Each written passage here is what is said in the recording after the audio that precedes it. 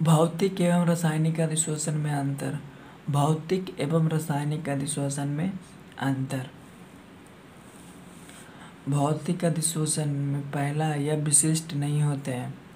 रासायनिक अधिशोषण में यह अत्यंत विशिष्ट होते हैं, यानी भौतिक अधिशोषण या स्पेशल नहीं होते हैं या बहुत स्पेशल होते हैं।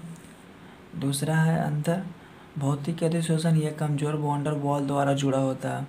यह कमज़ोर बॉन्डर वॉल द्वारा जुड़ा होता है, जिसमें छिपकली दीवार से चिपका हुआ रहता है, उसे कमज़ोर बॉन्डर वॉल द्वारा कहते हैं। ये इसमें रासायनिक बंधन होता है, केमिकल बॉन्ड होता है, केमिकल बॉन्ड होता है। यह बहुआण्विक सतह का निर्माण करता है, यह बहुआण्विक सतह का निर्माण करता है।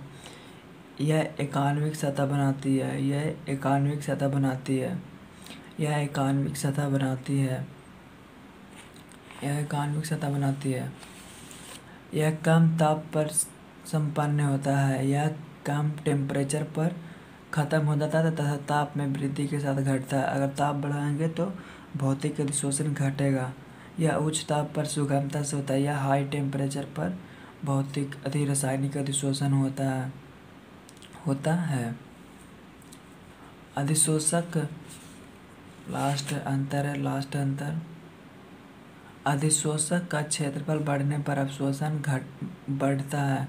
अधिशोषक का क्षेत्रफल बढ़ने पर अवशोषण बढ़ता है। अधिशोषक का क्षेत्रफल बढ़ने पर अवशोषण बढ़ता है। यह भी पृष्ठीय क्षेत्रफल बढ़ाने पर बढ़ता है। अगर पृष्ठीय क्षेत्रफल बढ़ाएंगे तो रासायनिक अधिशोषण भी बढ़ता है, रासायनिक अधिशोषण भी बढ़ता है।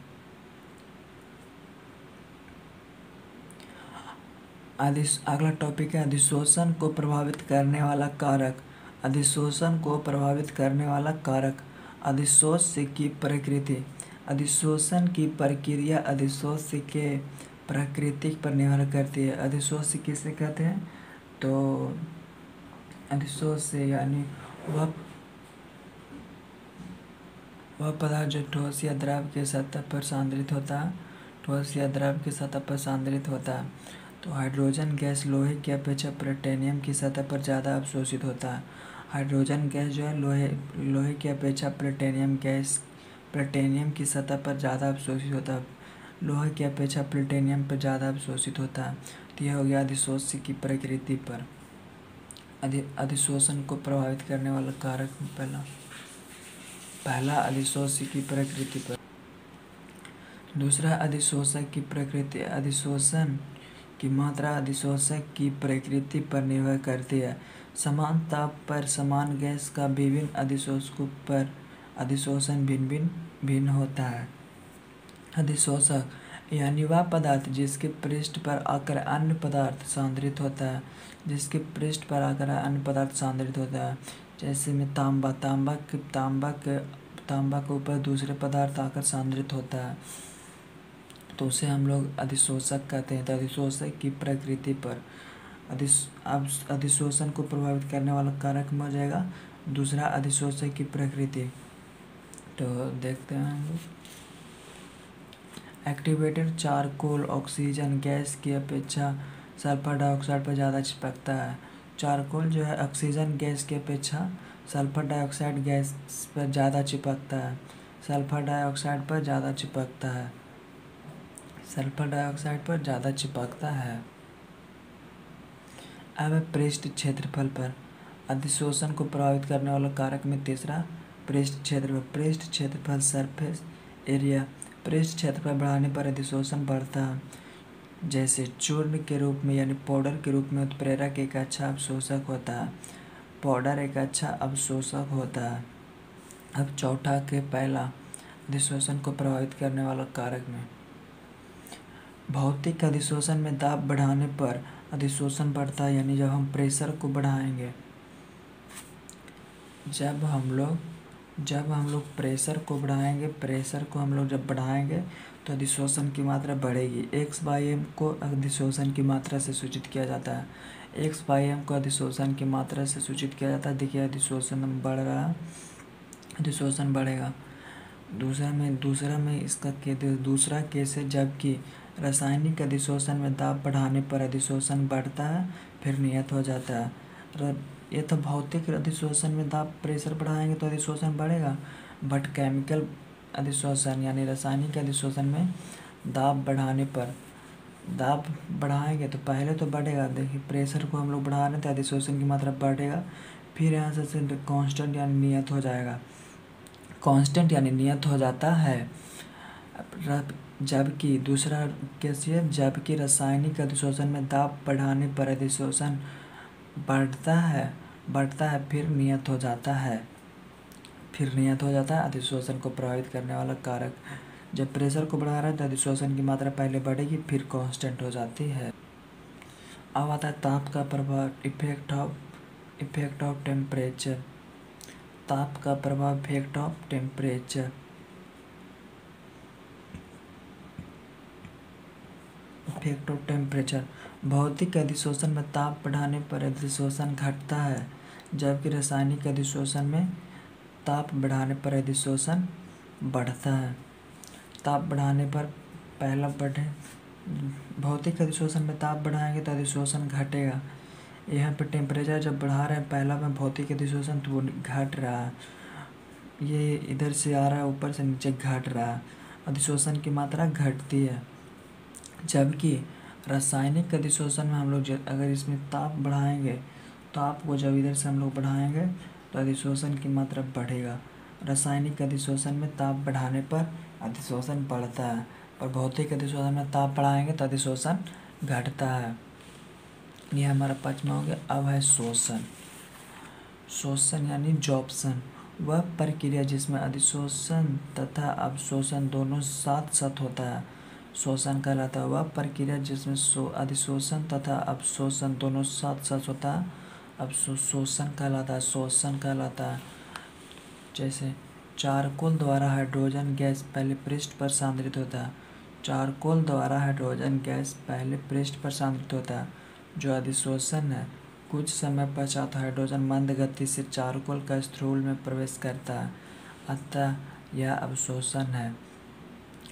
चारकोल द्वारा हाइड्रोजन गैस पहले पृष्ठ पर सांद्रित होता है, जो अधिशोषण है। अधिशोषण है, चारकोल द्वारा हाइड्रोजन गैस पहले पृष्ठ पर सांद्रित होता है, जो अधिशोषण है।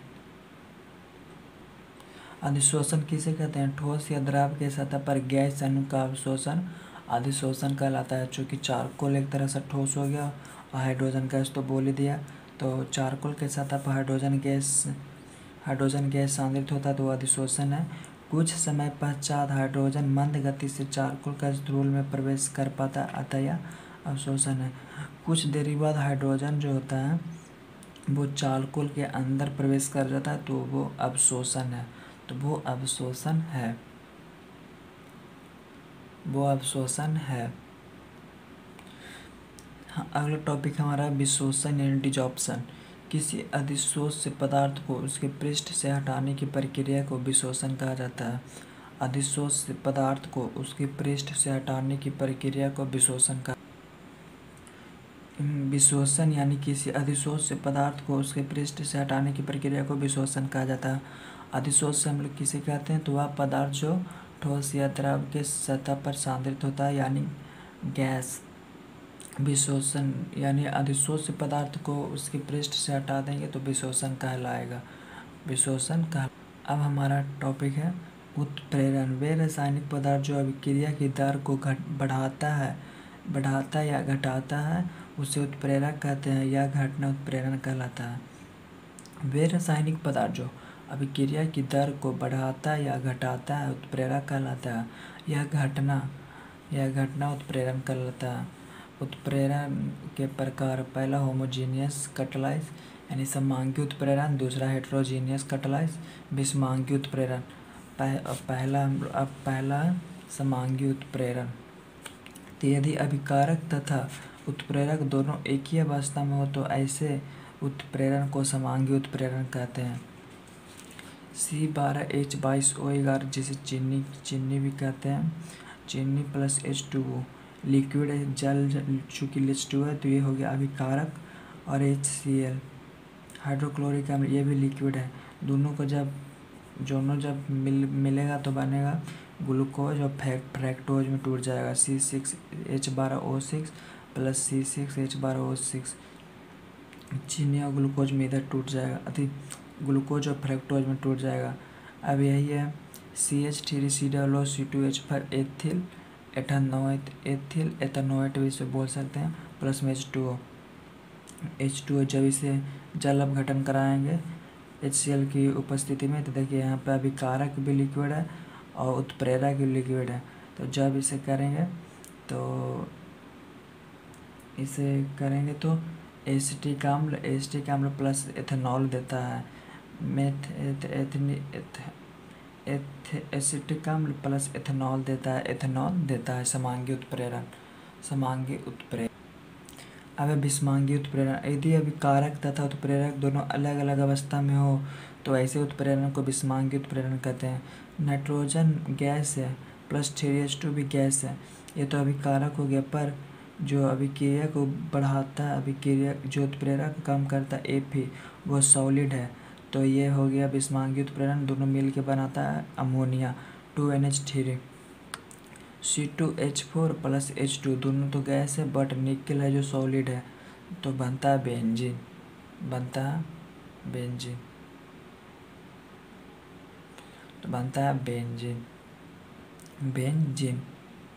इसके बनता है बेंजीन। चूँकि अभिकारक और उत्प्रेरक दोनों अलग अलग अवस्था में है, तो वही है दोनों, ये अभिकारक है जो गैस है, बट उत्प्रेरक सॉलिड है, तो ये विषमांगी